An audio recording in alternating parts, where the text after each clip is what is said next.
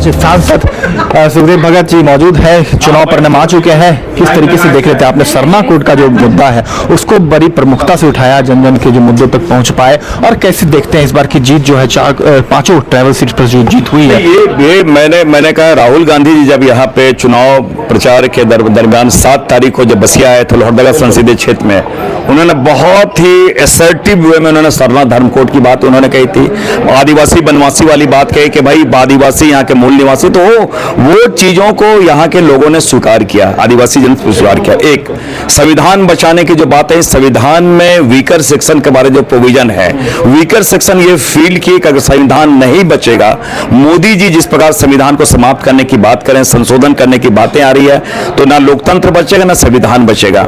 हमें लगता है हमारे पूरे ट्राइबल मास जो है इन चीज़ों को बहुत महसूस किया है, और जो आपने देखा जो अपना जनादेश जो दिया है वो मोदी जी के विरुद्ध दिया है, भारतीय जनता पार्टी के विरुद्ध दिया है, और राहुल गांधी जी का अभियान के समर्थन में दिया है कि राहुल गांधी जी संविधान बचा सकते हैं, राहुल गांधी जी ही हमारे जो सरना धर्म कोड की बात है वो दिला सकते हैं। और चाहे आपने उन्होंने देखा होगा कि जो गारंटी पत्र की 5 गारंटी की बात है उसमें सारे लोगों ने विश्वास किया, और ये हम कह सकते हैं कि ये पूरी की पूरी जो जनादेश हमें मिला है राहुल गांधी जी के भारत जोड़ो यात्रा में, उन्होंने जिन मुद्दों को लेकर चला था उस अभियान को यहाँ के लोगों ने उसे समर्थन दिया है। बिल्कुल, हाथों में वो संविधान लेकर आए थे और 1 लाख रुपए युवाओं को, महिलाओं को देने की बात कहे थे, लेकिन जिस तरीके से आरक्षण की बात हो, संविधान की बात हो, कितनी ज्यादा जो है लोगों, चाहे हेमंत सोरेन का जो जेल जाना हुआ, इन सब चीजों का जो है फायदा कहीं ना कहीं इंडिया गठबंधन को मिला है। जरूर मैं कह सकता हूँ जरूर मिला है, और राहुल जी के आने के बाद काफी परिवर्तन हुआ है, लोगों में उत्साह आया, लोगों कार्यकर्ताओं में उत्साह आया है, उसका एक प्रभाव भी देखने को मिला है।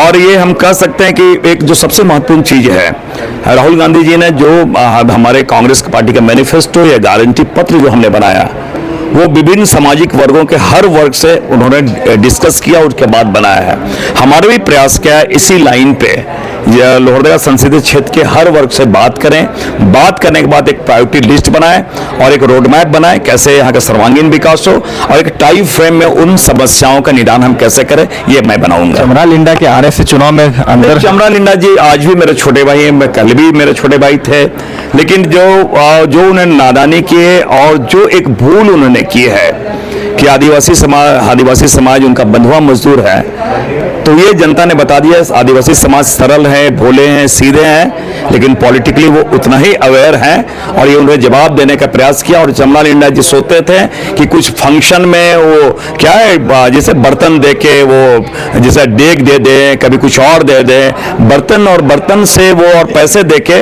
आदिवासी वोट खरीदी नहीं जा सकती। आदिवासी समाज ने उनको, चमरा लिंडा जी ने को बताया, और एक सबक है हर उन प्रतिनिधियों को, जनप्रतिनिधि को जो इस प्रकार आदिवासी समाज को समझती है। लाखों वोट से जीतने के लिए आश्वस्त है पूरी तरीके से। मेरा पहले भी आप देखे होंगे, मैंने कहा कि चुनाव होने के पूर्व मैंने कहा 1 लाख वोट से हम जीतेंगे, आप सामने देख लिए। ज्यादा कॉन्फिडेंट कैसे था इस बार? कॉन्फिडेंट, मैंने होमवर्क किया था, और मैंने कहा कि अविनाश पांडे जी प्रभारी थे, सितंबर में मुझे लोहरदगा लोकसभा के प्रभारी बनाए थे।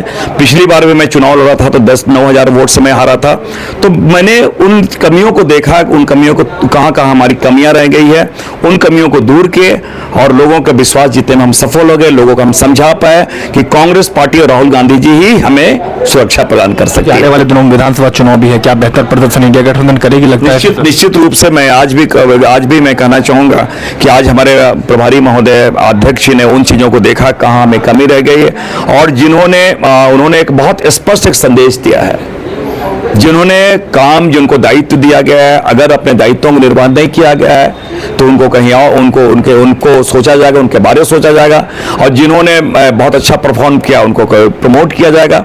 तो कहने का मतलब है कि पार्टी ने जो दिया है, अगर उसके प्रति वो अगर जस्टिफाई नहीं कर पाए तो वो फिर आलाकमान सोची कि क्या करना है। अच्छा, लहर की जैसी जो बातें कह रही थी कि 400 पार हो जाएगा, जैसा लग रहा था राम मंदिर एक मुद्दा बन जाएगा, 14 के 14 सीट जीत जाएंगे, एंटी इनकम्बेंसी लेकिन देखने को मिला है। नहीं, मैं आज भी कहूँ लहर, ये एक जैसे उद्धव ठाकरे जी ने बात की थी, अब की बार तड़ी पार वाली बात है। आप सोचें, एक कहावत है, पुरानी कहावत है कि दिल्ली का जो सत्ता जो है यूपी के रास्ते से जाती है। यूपी में जब इस प्रकार के जो हालात है तो आप समझ सकते हैं क्या है। मोदी जी स्वयं स्वयं हारते हबीसे का 11,000 से पीछे चल रहे थे। तो ये कहीं 400 पार का जो नारा वो खोखला नारा था और उनकी क्रेडिबिलिटी ऐसे बहुत डाउटफुल हो चुकी है। भारतीय जनता पार्टी, अमित शाह जी की, मोदी जी की, और मोदी जी की तो सबसे ज्यादा डाउटफुल हो गई है उनके। और डाउटफुल इसलिए हो गई है ना कि मोदी जी तो लगे ही नहीं कि प्रधानमंत्री हैं।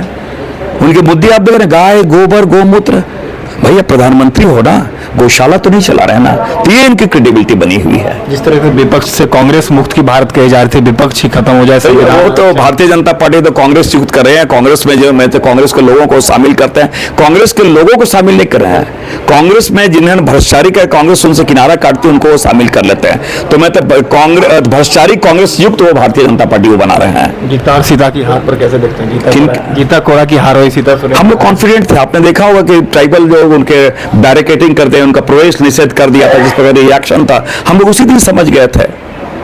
तो इसलिए वो कोई अनहोनी नहीं था, अप्रत्याशित रिजल्ट नहीं आया, वो हम लोग मान के चल रहे थे। चलिए, तो ये थे हमारे साथ सुखदेव भगत, जिन्होंने कहा है कि बिल्कुल जीत के लिए आश्वस्त है और लाखों वोट से जो यह जीत हुआ है यह पहले से ही कॉन्फिडेंस से चमरलिंडा को लेकर कहा है। गीता कोड़ा और सीता सोरेन को भी लेकर अपनी बातों को रखा है। आने वाले दिनों में लोकसभा में लोहरदगा की आवाज जो है कहीं न कहीं सुखदेव भगत उठाएंगे। और ऐसे ही तमाम खबरों के लिए सब्सक्राइब करें हमारे चैनल जेके न्यूज नेटवर्क को और हाँ, बेल आइकन दबाना ना भूलें।